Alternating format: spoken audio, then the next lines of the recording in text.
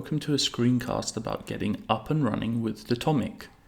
I'm going to start by giving a short explanation of why I've chosen to do a screencast about Datomic, and then I'm going to jump straight into building a project with Leiningen and light table and expectations to test drive forward a very, very simple Datomic application.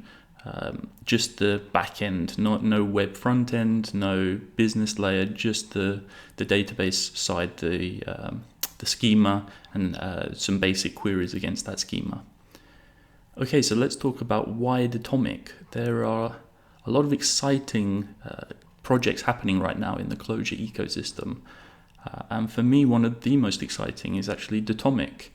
And if you know me, it's a little bit strange that I say that a database can be something that's exciting. So why am I excited about Datomic?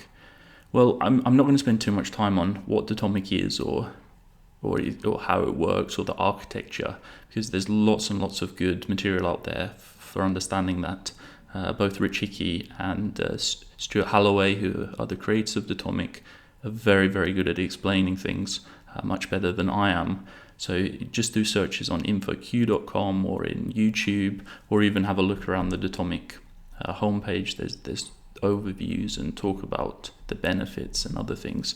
So feel free to look there. But I just want to give a very quick overview of why I find it exciting. And for me, it's the promise of being the best of both worlds when it comes to NoSQL and SQL databases. Datomic gives you the performance and the scalability and the flexibility that you get from NoSQL databases, but without losing the consistency and reliability that you get from a standard SQL database, combined with the fact that you also get the type of querying that you get with an SQL database. And talking about querying in Datomic, Datomic uses Datalog, which is a logic programming language, which in my opinion is absolutely the right way to do database queries, and you'll see a little bit more about that later. And another thing that excites me about Datomic is how it continues Clojure's view on the world about values, and that things should be modeled in a way where it's values that change over time. So Datomic just takes that way of thinking and applies it all the way down to the database level, which just fits perfectly with the Clojure way of creating software.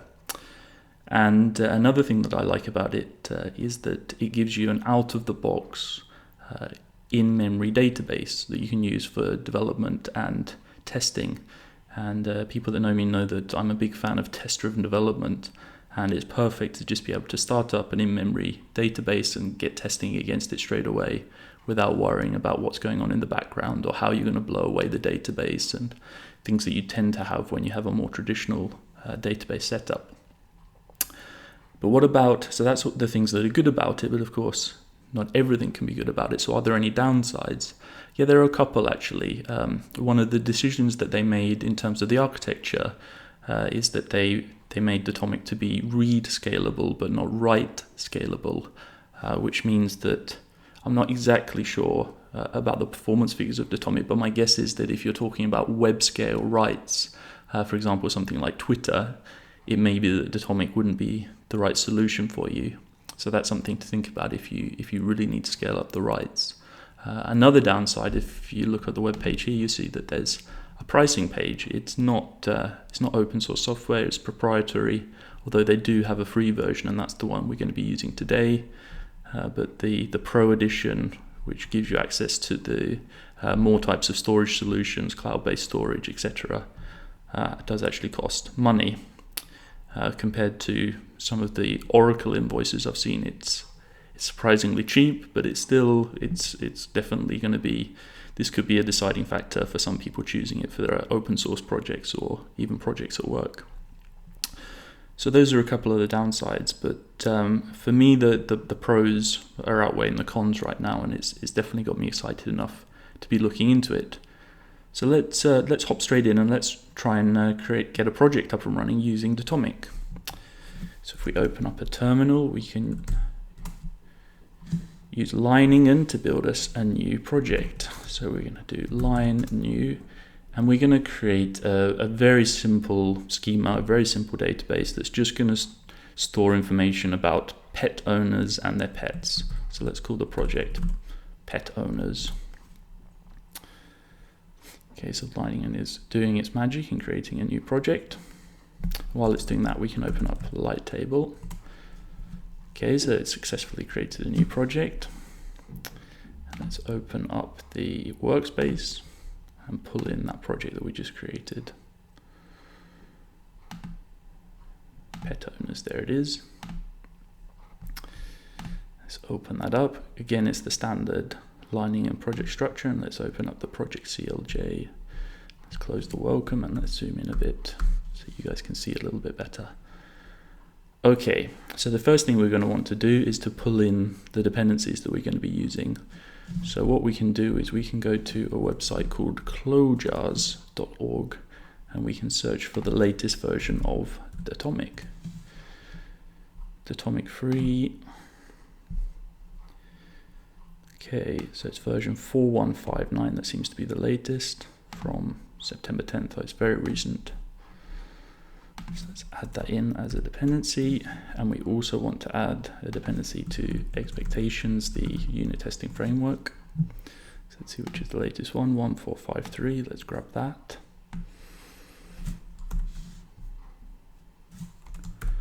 Okay. So we have our standard core and core test closure files. So let's hop straight in and think about writing our very first test. So again, we're going to use expect, and instead of using closure.test, we're going to use expectations, which we've just pulled in. And we can even, in fact, kick off closure's connection to the project just while we start typing, so we don't have to wait for that. So it's a closure project, pet owners, pointed to the project file.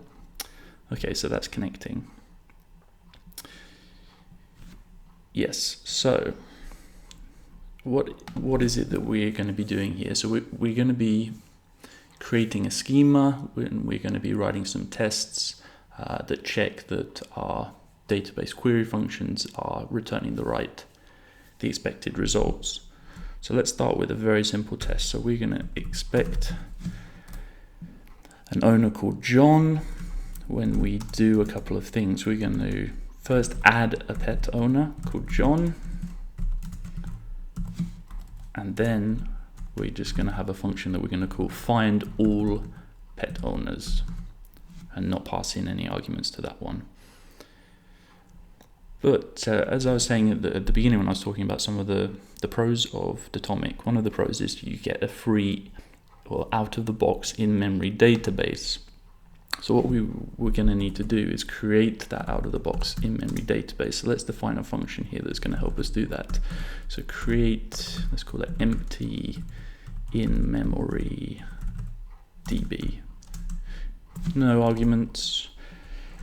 And what we're going to want to do here, so the first thing we're going to want to do is define a local var that we're going to call the URI, because the URI tells Datomic what kind of database that you want it to connect to. So we want a Datomic mem, so that's the in-memory database, and we can just give it any name that we want. So we're going to call it pet owners test DB. That's good enough. Okay, so now we have the let. And now we can use, first thing we need to do is pull in the Datomic API. I forgot about that. So let's grab the datomic.api and let's not refer to everything. Let's just grab it in as a D. And then every time that we use it, we can do D/. So the first thing we want to do is delete any existing database that exists at that URI. And then we want to create a fresh database. So create database, same URI. Nice. Okay, and now we're going to need to populate that database with the schema, which we haven't created yet, but that will be one of our next steps. So let's define a couple more local vars. The first one is the connection. And let's connect to that URI. And the second one is the schema. And this is what we're about to define. So we're going to need to load a file, and we don't know what the file is yet, so we'll leave that blank for now. Okay, and then what do we need to do? Now we need to actually tell Datomic to do a transaction, to transact using that connection and loading that schema. And the last thing we'll do is return the connection so that we can use it in our test. Okay, so now we can use a nice piece of functionality that Clojure has called with redefs. And what this allows you to do is temporarily, within the scope of this form, redefine one of the vars that you're using. So we're going to redefine connection to be an empty in-memory database. Now we can delete that one, add the additional one, and do the formatting. Okay, so we're expecting John when we create a blank in-memory database, and then do two things: add the pet owner John, and then find all pet owners. So let's start by, before we go in and create these functions, let's start by adding a new resource. So let's create a new folder under resources called Datomic, and in there let's create a new file. And this file is going to be the schema. So it's going to be called schema.edn. And EDN is Clojure's equivalent of JSON. It's a data transport format. EDN, I think, stands for, is it extensible data notation? I'm not 100% sure. Something like that. And the gist of it is that it's the data structure part of Clojure, you could say. If you strip away the functions and the macros and the programming side of Clojure, what you're left with are data structures, lists, vectors, maps, etc. And that's what EDN is. It's a way of capturing data in different structured formats and passing it around. And that's the format that Datomic is expecting. So if we go back to the Datomic site, or let's do a Google search and let's search for Datomic schema. Here we go. And let's see if we can find an example schema that we can use as a starting point. Okay, this looks good. So you see it's a vector that contains a map. So let's grab that and paste it in here. And let's tell light table that this is the syntax Clojure. So we get nice colors. Great. So the first part is the identity, the DB identity, and then the name of the identity, which in this case is a person name. But for our database, we're gonna want to have two entities. We're gonna want to have owners and pets.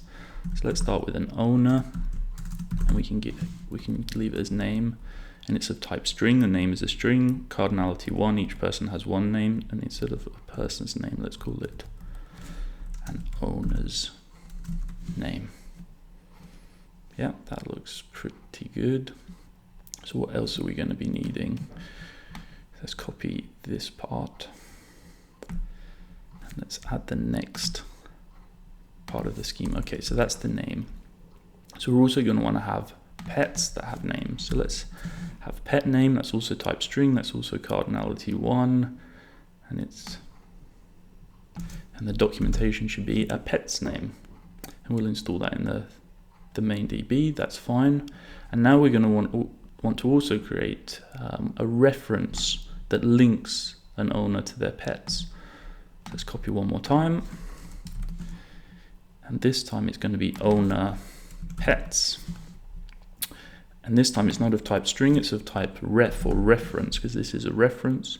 And one owner can have many pets. So let's change the cardinality to many. And what is this that we're talking about then? So I guess it's all of the pets for one particular owner. So let's call it all pets for one owner. And there we have our basic schema. So perhaps before I move on, I should talk a little bit about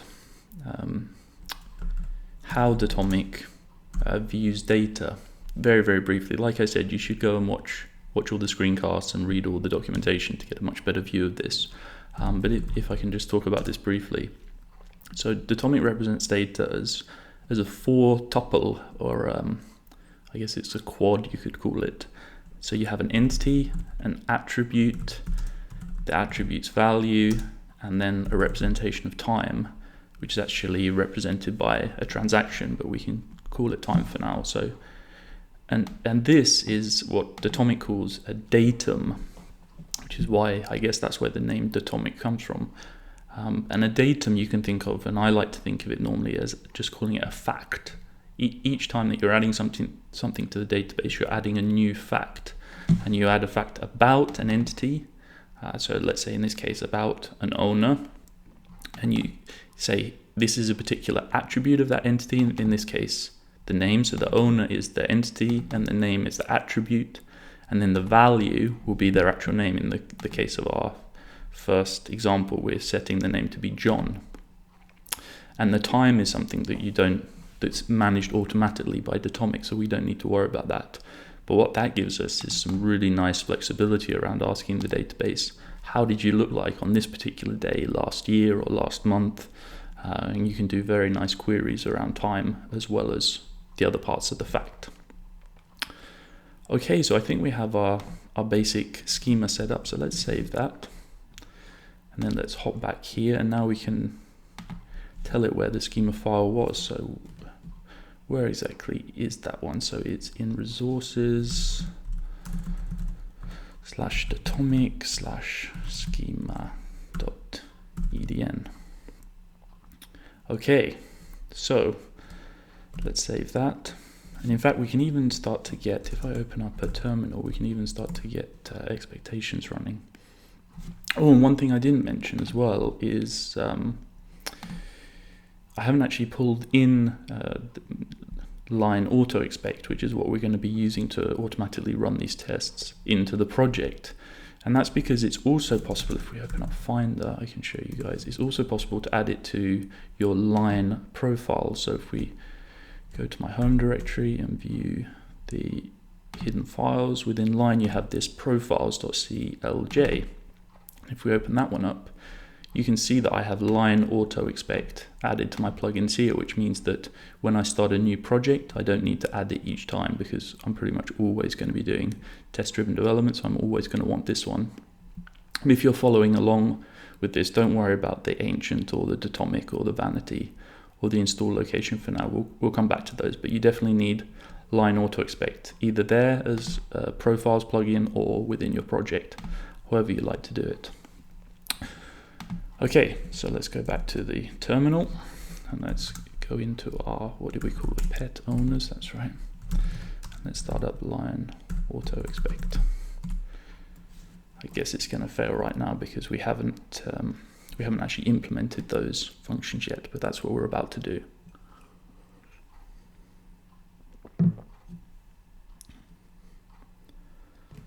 Okay, unable to resolve var in this context. Con core test 16.9.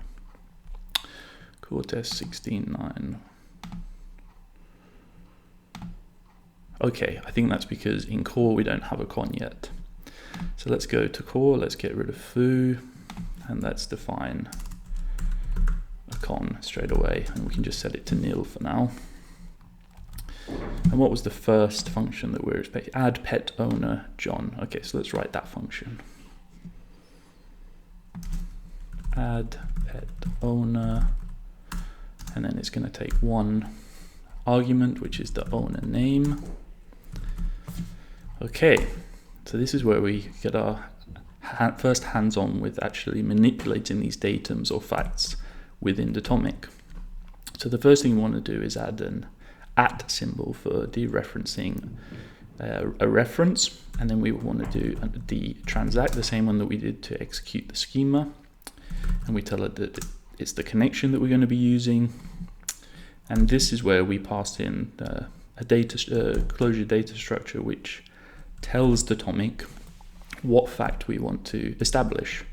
And the first thing we need to give is the database ID. And for this, because we're adding a new entity, so there's no existing entity that we need to link to, so what we can do is use the built-in Datomic function called temp ID, which generates basically a random unique identifier. and we need to tell it which part of the database that we want to generate it for, which is for db_part/user, and of course we're going to need to pull in. So let's require Datomic API again as just like we did in the test. So that way we can use d/ to access the API functions. Okay, so we've added the first part of this for tuple, but what's the next part? Now we also need to tell it the owner. If we look at the schema, we need to tell it the owner name. So it's this part of the schema that we're filling in with this. This is the part of the fact that we're adding, and it's the owner name that we're adding. And that's it, that's adding a pet owner. So let's save that. Maybe what I can do, hang on a second, let me just rearrange that so it's on the right, and then let me rearrange this one so it's on the left, so we can see both of them at the same time. That's better. Okay. Error refreshing environment, I'm unable to resolve symbol, find all pet owners. Exactly, because we haven't created that function yet. So let's go ahead and do that. Define function, find all pet owners, and that one doesn't take any arguments. And this time we're actually just going to do a straight up query using Datalog. And before I hop into that, what I should also do is show you guys something that really helped me when I was learning Datalog, and what was it called? Learn Datalog Today, I think that's what it's called. Learn Datalog Today. This is a site by Jonas N. Lund, and he's created a fantastic introduction to Datalog and logic programming with Datomic. I think he created this in some kind of a 2-day or 1-day coding competition, and it's a really, really nice introduction with examples that introduces the whole concept of logic-based programming with Datalog in a very, very nice way. It's how I learnt Datalog, so I can highly, highly recommend going through that tutorial. Okay, back to this. So we call the function Q, which is short for query.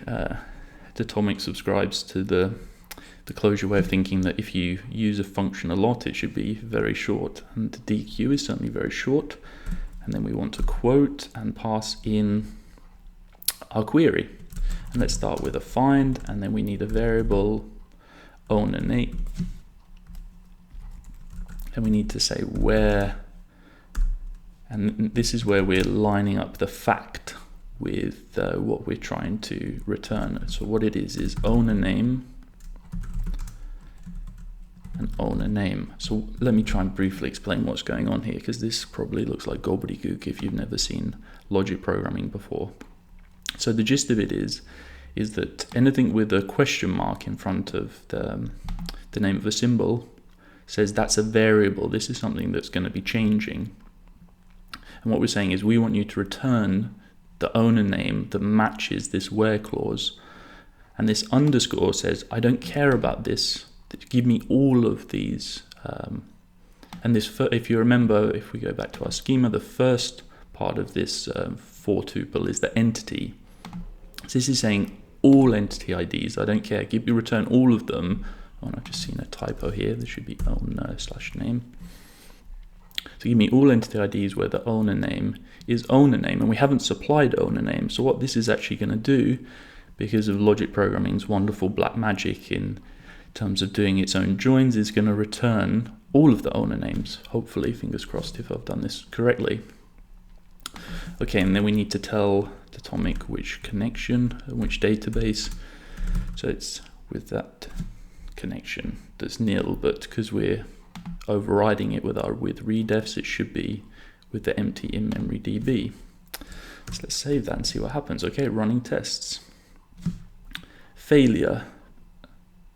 Expected John, but was set vector John. Oh, okay. Yeah, I forgot about that. By default, Datomic doesn't returns a set, so let's just change our expected so it matches that. That probably makes the most sense. So Datomic is actually returning a set of vectors with the result. So if we save that again, we might have a passing test. We do, fantastic. So we're using the empty in-memory DB with this URI, with this address, pet owners test TB, which we've applied the schema which we built, where we have two entities, the pet owner and the pets, and they're linked via this ref, but at the moment our first test is just about pet owners. In fact, we should give this a name. So what is it that we're actually doing with this test? What's an English description? I guess it's something like adding one owner should allow us to find that owner. So that's the absolute most basic test I think we can write, but let's try and do one that's a bit more complicated. So let's try adding multiple owners should allow us to find all those owners. Great. And let's copy the test because I guess it's going to look pretty similar. Copy and paste. So we added pet owner John, and let's add pet owner Paul. Let's add pet owner George. And then we find all pet owners. So I guess in this case, we're going to expect that we have John, Paul, and George. And hopefully we won't need to make any changes to the code to get that to work. Let's see. Great. 2 tests, 2 green. So what's the next stage? The next stage is to add a test that's going to check that we can add pets as well as pet owners and link the pet owners to their pets. So let's add the most basic test around that. So I guess it will be adding one owner with one pet should allow us to find that pet for that owner. Great. Again, let's copy. Let's start with this one maybe. Copy. So add pet owner first, and then we're going to want to add a pet, and then we can pass in a pet name. So let's pass in Salt, and let's pass in a pet owner John. And then instead of finding all pet owners, let's find the pets for a particular owner. And then we're going to need to pass in which owner we care about, and in this case that's John.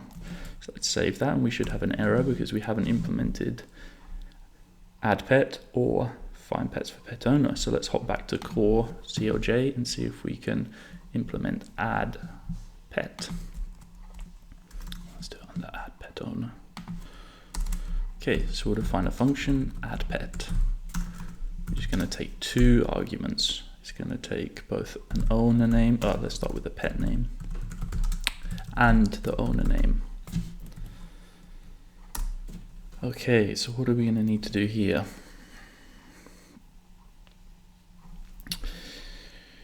Yeah, we're going to need to do a temporary var again. So let's let the pet ID. Again, we're going to use this temp ID function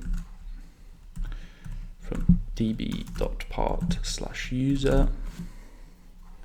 and I'll explain why we need that in a second. And then we're going to do our dereference, and again do a transact with the connection, and this time we're going to actually pass in 2 facts, because we have to pass in a fact about the pet and about the fact that the pet is connected to an owner. So let's first pass in the fact about the pet. So we'll use pet ID, and this time instead of owner name, it's pet name that we're adding. Let's add pet name, and then we need to hook that up with the owner that should already be in the database. And how are we going to do that? Well, this time we can't just use a temporary ID because we actually need to get the ID of an existing entity. So we're going to have to write another function that's going to help us out there. So we'll call that find pet owner ID, and we'll pass in the owner name. So that will give us hopefully the right ID. And then if we look back at the schema, what do we call this? Owner/pets. That's the That's the reference type. So if we go back to core CLJ owner/pets, and we need to use the pet ID, and that's why I created this local var, this pet ID, because we want to use the same temp ID both for setting up the entity itself and for linking the entity via the reference. Whereas if I didn't have that and I called temp ID twice, Datomic is going to go ahead and give me two unique temp IDs, and that's not what we want. We want those two to be the same. Okay, so let's write that helper function.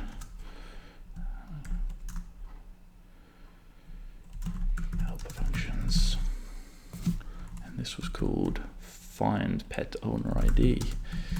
Find pet owner ID, and we pass in the owner name. And here we're going to want to do a Datomic query, which we quote, and we're going to want to find, and in this case it's actually the entity ID.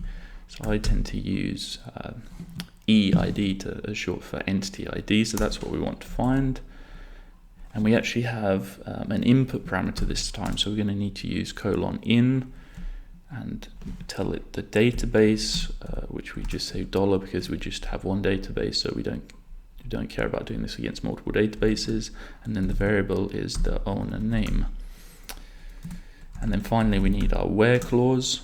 So how are we going to match this? So it's the entity ID we're looking for, and we care when the owner name matches our owner name.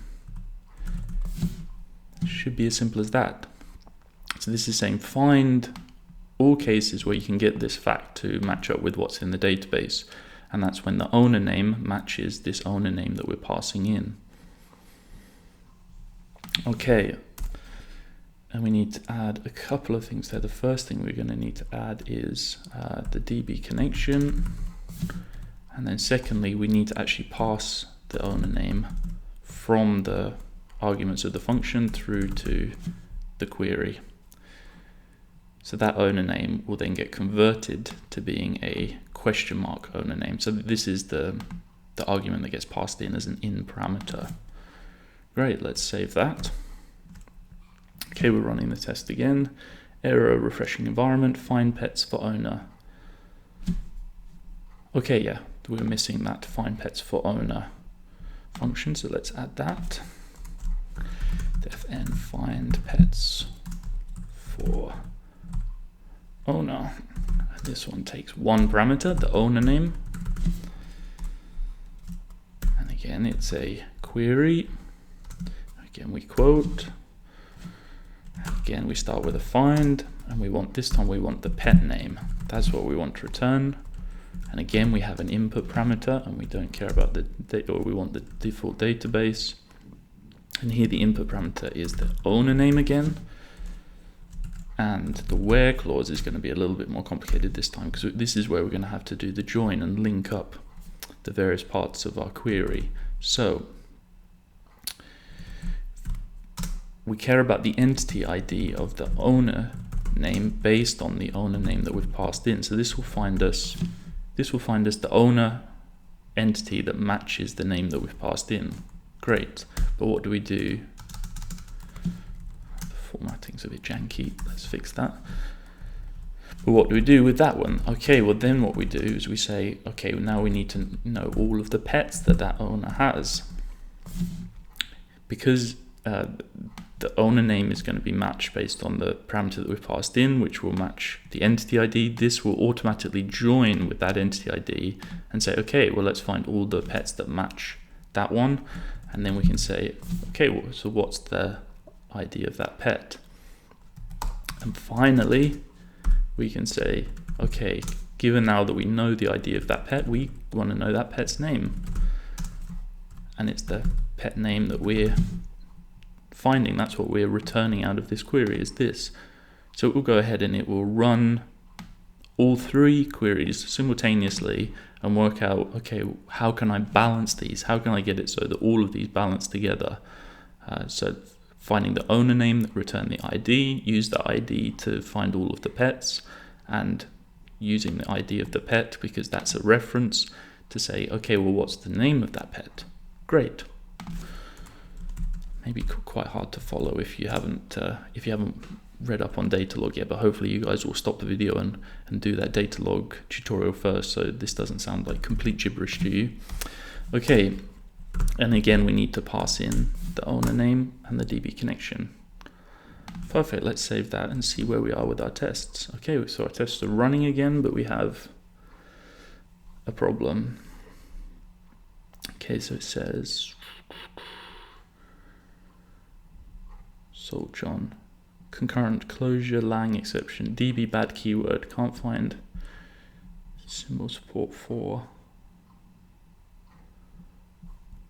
Okay, so we're returning the ID in the find pet owner ID, but we're returning it within nested vectors, which we probably don't want to do,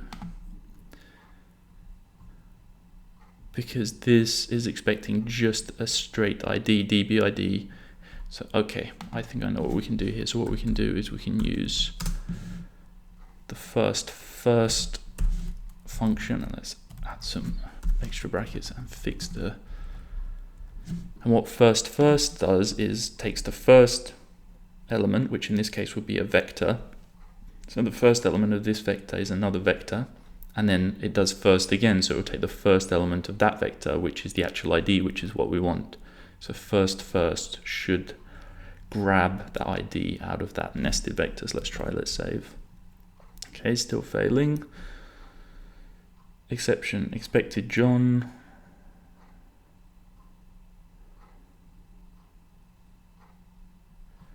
Class cast exception, hash set cannot be cast to persistence set.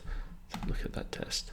One thing, we're expecting the wrong thing. This should actually, we're expecting that it would actually return Salt, not John.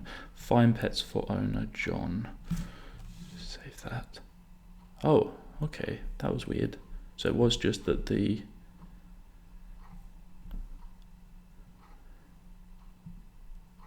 exception in expected John. Hash set cannot. I'm not sure about that error message. It's a strange error message. But we'll carry on. Okay. So, what have we built here? What do we have? So helper functions, and I should call this bit the query functions. I guess that's what we've added. If I can type query functions. 1, 2, 3, 4, 5, and then this is the database connection.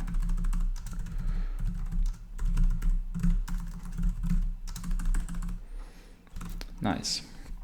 Tests are still green, 3 tests. But maybe we should have one more test, and we can add a test for multiple pets and multiple owners, I guess, just to make sure that our reference is working correctly in the database. It's a bit too simple just having a one owner, one pet. So adding multiple owners and pets should allow us to find the pets for a particular owner. Okay, and let's grab this, copy, paste.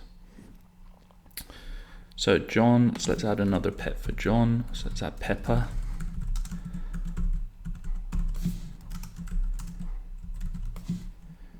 And then let's add another owner who also has multiple pets. So let's add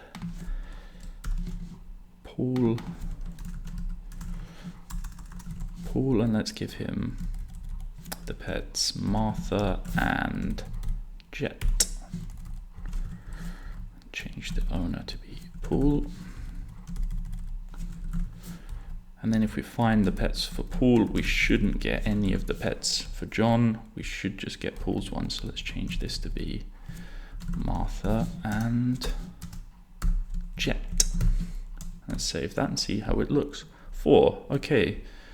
So our queries are working as expected. If we say find all the pets for the owner Paul, we're just getting the ones that we've connected with Paul and no other ones. So our schema seems to be working fine, and our queries seem to be working as expected. Okay, so we've got it working with an in-memory with a test database. What happens if we want to store this locally, if we want to have a local transactor, as it's called, with Datomic? So let's figure out how we can do that. So the first thing that we're going to need to do is actually download Datomic.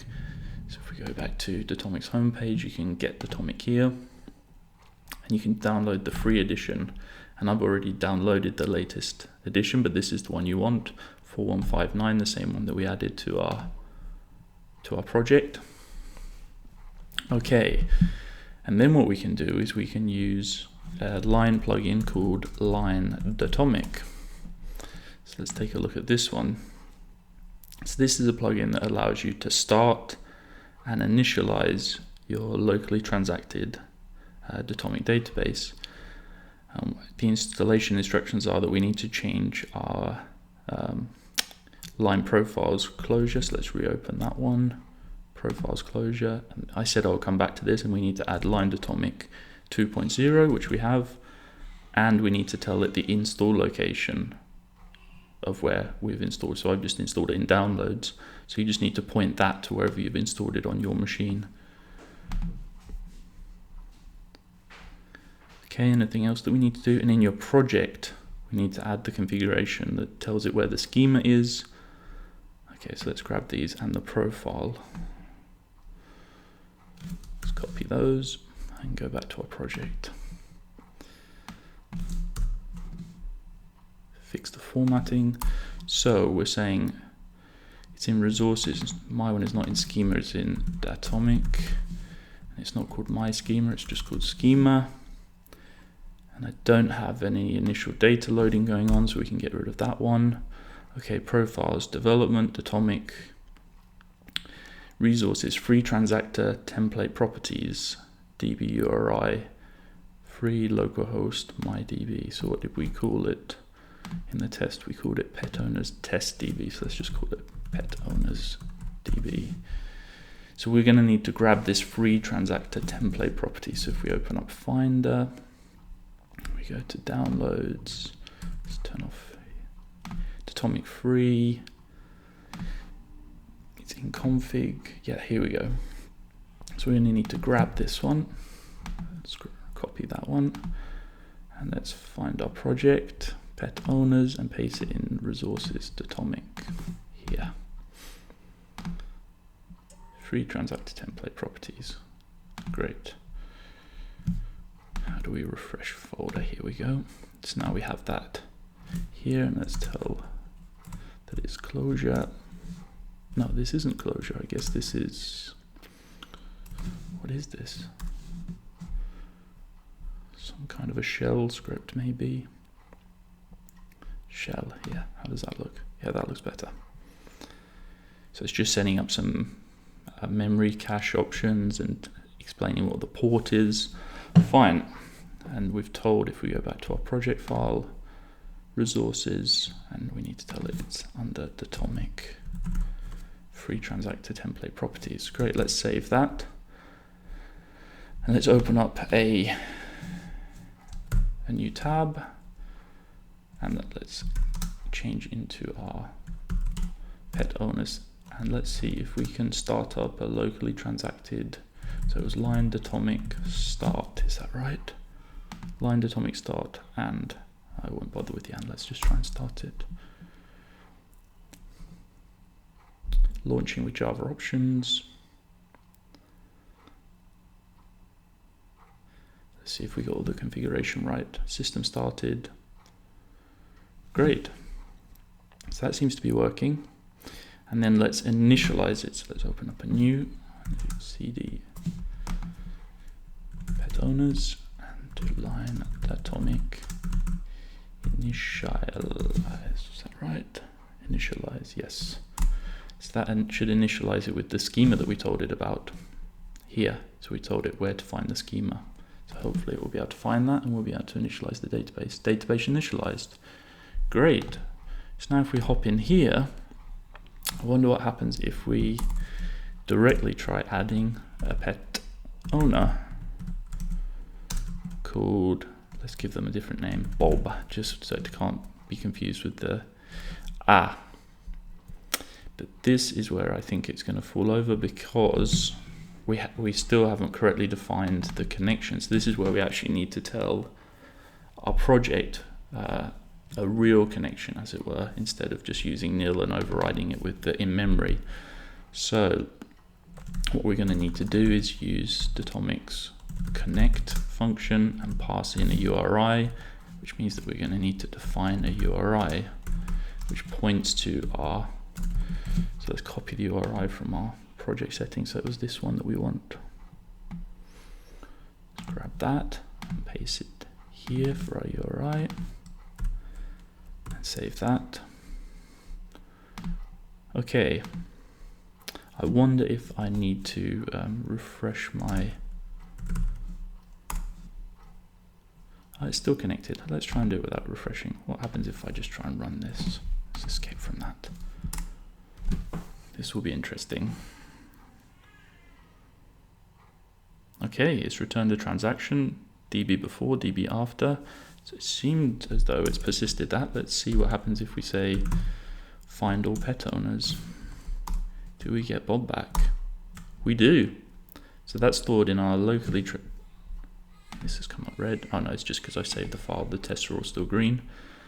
Okay, and let's just quickly try and add a pet for that owner. So let's add Sooty for Sooty, Sooty for Bob. Okay, we've got a transaction that seems to have worked, and let's find pets for owner, Bob. Do we get back Sooty? We do. And because this is locally persisted, it should be that if we shut down our project and turn off the computer and come back, we're still going to have Bob and Sooty in our database. So like I said, this is not a full application, it's just the bare bones minimum to get you started with, I guess in the Java world, what we've done is built what would be called the DAO layer, the data access object layer. But in the closure world, you're not dealing with objects, of course, and it's just really queries against the database that we've built.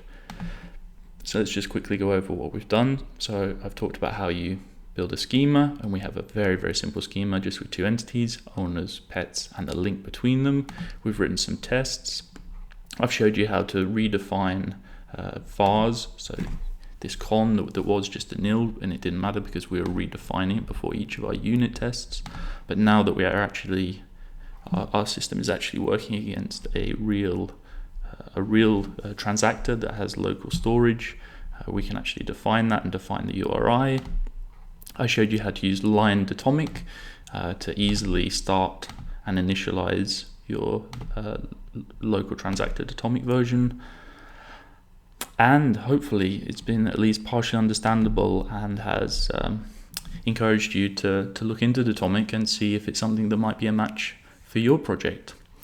Thank you very much for watching, and I hope to catch you again soon in the future. Cheers.